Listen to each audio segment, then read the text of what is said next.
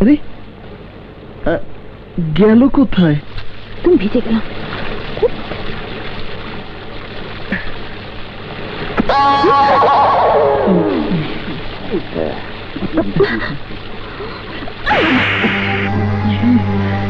বাবা, খোঁচা মেরেছিস কেন? কিরে, খোঁচা মেরেছিস? না ভাই, উনি মারেননি। আমি ছাতা বন্ধ করার সময় বেখেয়ালি লেগে গেছে। আসলে কারো কোনো দোষ নেই, টোটালি ভুল বোঝাবুঝি। দোষটা আমার। তাহলে মারটা এবার তুই।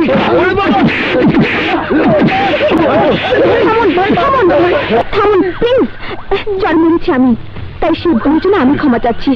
ওকে মারবেন না। টাইগার টনি, মানুষের রক্ত চোষা খুনি, সেই শনি থেকে তুই এই ম্যাডামের জন্য আজ বেঁচে গেলি। এই চল।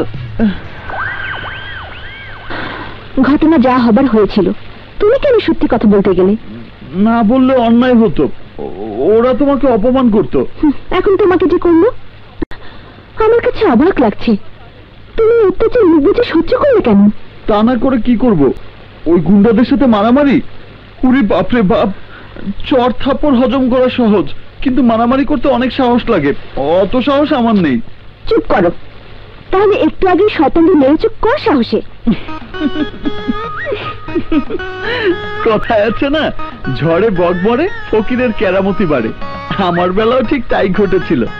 কেমন করে যেন আমার জামার ভেতরে একটা ইঁদুর ঢুকেছিল, সেই ইঁদুর বের করার জন্য হাত পা ছোটাছুটি করছিলাম, আর তাতে চমৎকার কাণ্ড ঘটে গেল। মানুষের মাঝে বসবাস না করে তোমাকে জঙ্গলে চলে যাওয়া উচিত। তুমি চাইলে অবশ্যই যাব। না যাওয়ার চিন্তা ভুলেও মাথায় আনিস না দোস্ত, কারণ নীলিমার যে প্রতিযোগিতায় অংশ নিতে যাইতেছে সেটা একটা লম্বা টোর হবে, আর এই টোরের মধ্যে তোর মনে যে ভালোবাসার কথা এতদিন পুষে রাখছ সব ওরে করানোর সুযোগ পাবি, আর এই কেরামত তোর পাশে থেকে সব মেরামত করে দিবে। কিন্তু আগামীকাল যে আমার টিটি কোম্পানির মামলা নিয়ে ঝামেলার কাজ রয়েছে। আরে রাখ ওসব মামলা, অন ভালোবাসার মামলার ফয়সালা করতে হইব, এইটাই শেষ সুযোগ। ঠিক আছে, আমি যাব। নামেন কক্সবাজার, নামেন। এই যে কক্সবাজার এসে গেছে, নামেন।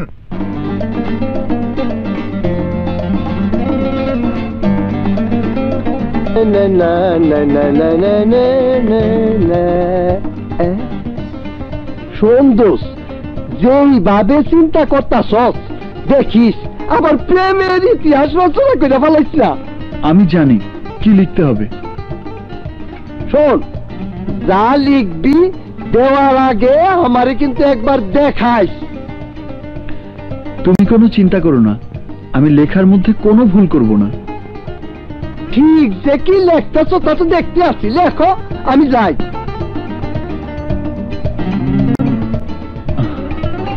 দুষ্টুমি হচ্ছে না?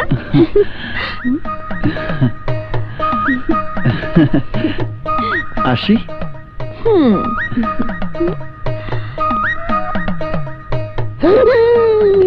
গেছে গেছে, সব কাপ লইয়া গেছে। কি করছো? কি ব্যাপার বাবা? নেই আন্টি।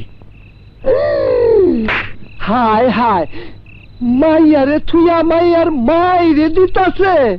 কি এটা? Love letter. কি বলছো তুমি? লাভ লেটার ওর হাতে? জি, নীলিমাকে দিয়ে দেবেন। নীলিমাকে দেবে? জি। তোমাকে দিয়েছে কে?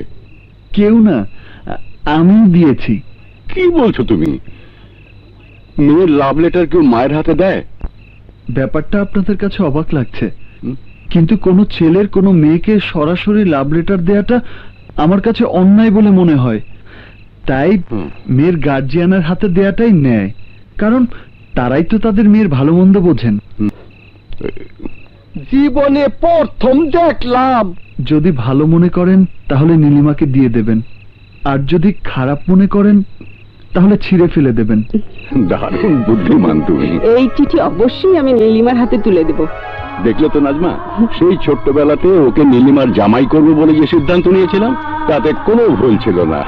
খোদা তোমাকে দীর্ঘজীবী করুক বাবা, তুমি আমাদের নীলিমার যোগ্য পাত্র। বেঁচে থাকো বাবা, বেঁচে থাকো। আসি। আসসালামু আলাইকুম।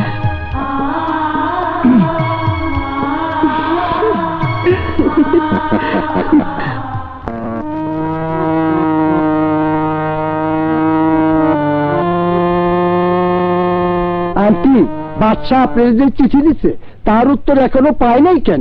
সেই কথা আমারও জিজ্ঞাইতে করছে। এসব কি শুনছি মা? ও, আমি তো ভুলেই গেছিলাম নীলিমা, বাদশা তোকে দেওয়ার জন্য আমাকে চিঠি দিয়েছিল। রাগ দিচ্ছি, এই নে না। কিসের চিঠি? প্রেমের। আসলে এসব হচ্ছেটা কি? Really beautiful family.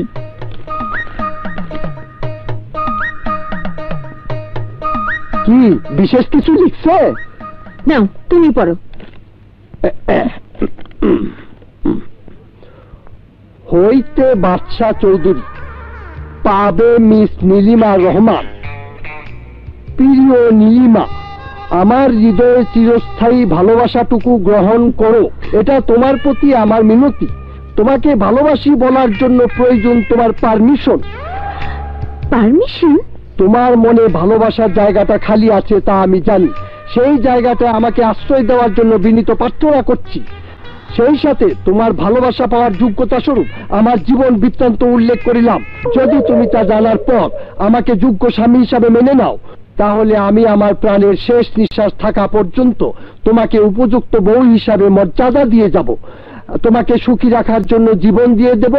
হালাল মেহনতের কামাই দিয়ে তোমাকে বরণ পোষণ করব।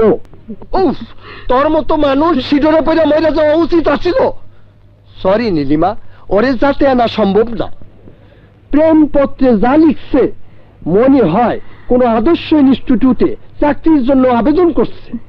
তবে ও খারাপ না, সবকিছুতেই সিনসিয়ার। তোমার কাছে কলম হবে? হ্যাঁ আছে, এলো।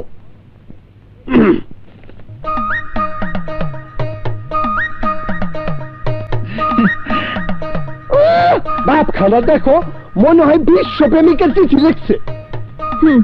যাও, এটাকে দিয়ে এসো। নে দোস্ত, তোর চিঠির উত্তর। তোমার কারণে এখানে আসার উদ্দেশ্য বাদ দিয়ে আমি আজই চলে যাব। কারণ আমাকে প্রেমপত্র দেওয়ার জন্য যা করলে তা তুমি সরাসরি আমাকে সব বলতে পারতে, কিন্তু তুমি ভীতু কাপুরুষ বলে সেই সাহস তোমার নেই। তাই তোমাকে ভালোবাসার প্রশ্নই আসে না।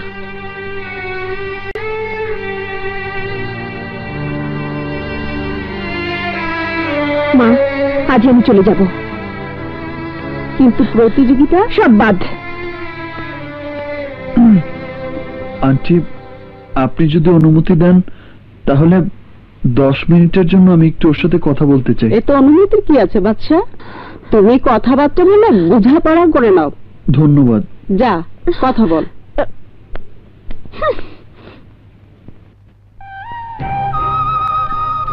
নীলিমা, তুমি আমাকে প্রত্যাখ্যান করলে কেন?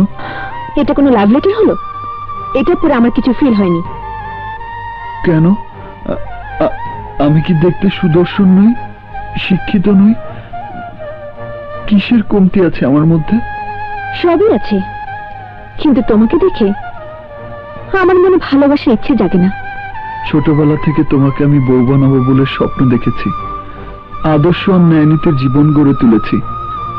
ধূমপান, মদপান, কোনো ধরনের বাজে নেশা আমার নেই। তোমাকে ছাড়া কখনো কোনো মেয়ের দিকে নজর দেওয়া তো দূরের কথা, ভুলেও সেই কথা কল্পনাও করতে পারিনি। তুমি আমার বউ হবে জানা সত্ত্বেও কখনো তোমাকে ভালোবাসি তা বলার সাহস করিনি। সেই দাবি নিয়ে তোমাকে স্পর্শ পর্যন্ত করিনি। আমার হৃদয়ের কথাগুলো বোঝানোর জন্য কখনো তোমার চোখে চোখ রাখতে পারিনি। যেদিন থেকে হাজব্যান্ড ওয়াইফ কাকে বলে জেনেছি, সেদিন থেকে তোমাকে এই হৃদয় আপন করে রেখেছি। আমার বউ হলে তোমাকে মাথায় তুলে রাখবো নীলিমা। ওফো, তা আমি জানি, আর তাই তোমার এই আদর্শকে আমি সম্মান করি, সেটা ব্যাপার। কিন্তু প্রেমের ব্যাপারে কেউ কি আবেদন করে পায়? প্রেম নিবেদন করতে হলে লাভ লেটার লিখতে হয় না, একটা গোলাপি যথেষ্ট। তোমাকে আমি কেন, পৃথিবীর কোনো মেয়ে ভালোবাসতে পারে না। বাসলে তো তোমার নিয়ম নীতিতে চলতে গিয়ে জীবনে বিসর্জন দিতে হবে। যুগের সাথে তাল মিলিয়ে স্মার্ট বয় হয়ে চলার চেষ্টা করো, বিকজ আই লাইক দিস। ধন্যবাদ নীলিমা।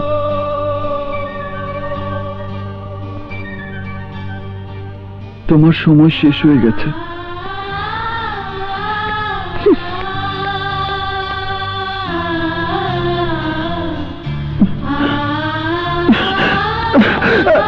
আমি হচ্ছে তোমার বউ আর তুমি হচ্ছে আমার জামাই।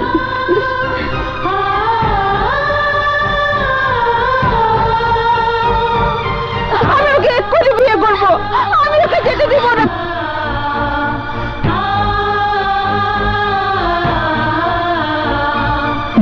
প্রেম নিবেদন করতে হলে একটা গোলাপি যথেষ্ট।